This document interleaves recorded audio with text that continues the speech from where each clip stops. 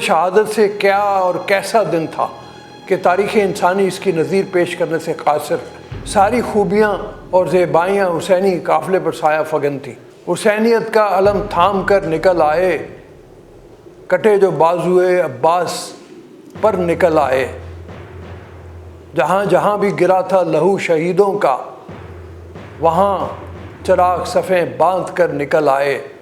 روز شہادت کا دن طلوع ہوا تو امام نے اپنی مختصر سپاہ کی صف بندی کی۔ مشہور ہے کہ قافلہ حسینی 72 نفوس پر مشتمل تھا، جس میں عورتیں اور بچے بھی شامل تھے، مگر میدان کربلا کی واقعاتی شہادتیں بتاتی ہیں کہ لشکر حسین کی تعداد 100 سے زیادہ اور 200 سے کم تھی۔ تاریخی بیانات سے ظاہر ہے کہ فریقین صف بندی کے باوجود کافی دیر تک ایک دوسرے پر حملے میں پہل کرنے سے گریزاں رہے۔ امام حسین حملہ کرنے سے پہلے دشمن کو پند و نصائح سے راہ راست پر لانا چاہتے تھے۔ آپ نے لشکر یزید سے مخاطب ہو کر کہا، لوگوں سنو، جلد باز نہ بنو، میں تمہیں نصیحت کر کے اپنا فرض ادا کرنا چاہتا ہوں۔ اگر تم منصف مزاجی سے میری بات سنو اور اس پر یقین کرو تو تم فلاح پانے والے بن جاؤ گے۔ تم جانتے ہو میں کون ہوں اور کس کا بیٹا ہوں۔ کیا تم پر میرا خون بہانا جائز اور کیا میرا قتل مباح ہے؟ اپنے آپ سے پوچھو کہ کیا میں تمہارے ہادی برحق اللہ کے رسول صلی اللہ علیہ وسلم کی لخت جگر فاطمہ کا بیٹا نہیں ہوں؟ کیا میں سب سے پہلے اللہ کے رسول کی تصدیق کرنے والے فاتح خیبر علی کا لخت جگر نہیں ہوں؟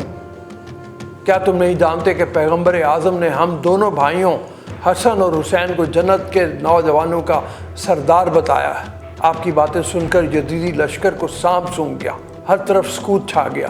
شمر کو خوف ہوا کہ کہیں اس کی سپاہ بدل نہ جائے۔ اس نے چلا کر کہا، میں نے ہرگز یہ بات نہیں سنی۔ اس پر امام حسین نے فرمایا، اگر میں دختر رسول کا بیٹا نہیں تو بخدا شرق تا غرب کوئی بنت رسول کا بیٹا نہیں۔ کیا میں نے کسی کو قتل کیا ہے جس کا تم مجھ سے قصاص لینا چاہتے ہو؟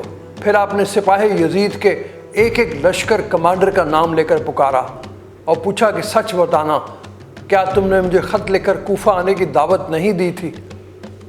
کیا تم نے نہیں لکھا تھا کہ ہمارے باغات تیار ہیں، پھل پک چکے ہیں، ہمارے درخت ثمر بار ہیں اور آپ کے انتظار میں ہیں؟ ان میں سے کچھ نے انکار کیا تو آپ نے فرمایا، میں غلط نہیں ہوں، مگر تم اپنی بات سے مکرتے ہو تو پھر میرے راستے سے ہٹ جاؤ، میں جہاں چاہوں گا چلا جاؤں گا۔ اس پر قیس بن اشعث نے کہا کہ حسین تیری باتیں ہمیں سمجھ میں نہیں آتی، تم ہار مان لو، یزید کی بیعت کر لو۔ آپ نے فرمایا، ہرگز نہیں، میں یہ ذلت برداشت کروں گا اور نہ غلاموں کی طرح بھاگوں گا۔ میں قتل ہو کر شہید ہو جاؤں، مجھے منظور ہے کہ نیک لوگوں کا شہید ہونا پلید لوگوں کے سامنے جھکنے سے بدرجہ بہتر ہے۔ پھر آپ نے لشکر یزید پر نفرین کی اور فرمایا، اے اللہ، ان پر آسمان کی بارش روک لے، ان پر مختار سقفی کو مسلط کر دے جو انہیں ناگوار اور تلخ جام پلائے، کیونکہ اہل کوفہ نے ہم سے دغا کیا اور جھوٹ بولا ہے۔ پھر آپ لشکر گاہ کی طرف لوٹ آئے۔ ابھی آپ خیمہ میں داخل ہی ہوئے تھے کہ باہر شور اٹھا۔ آپ نے دیکھا کہ ایک سوار گھوڑا دوڑاتا آپ کی جانب آ رہا ہے۔ قریب آنے پر معلوم ہوا کہ وہ حر ہے جس نے آپ کے لشکر کو فرات کنارے اترنے سے روکا تھا، اور حسینی قافلے کو قلت آپ کا سامنا تھا جس کا ذمہ دار وہی تھا۔ اس نے آپ سے معافی مانگی اور واپس لشکر یزید کی طرف پلٹا، مگر حسینی بن کر۔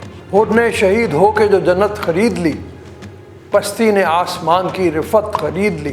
لشکر یزید کا سپہ سالار آگے بڑھا اور لشکر حسین پر تیر پھینک کر چلایا، گواہ رہنا کہ حسین پر پہلا تیر میں نے پھینکا ہے۔ عمر کی اس جسارت کے بعد جنگ کا باقاعدہ آغاز ہو گیا۔ امام حسین نے بھی دفاعی جنگ کا حکم دیا۔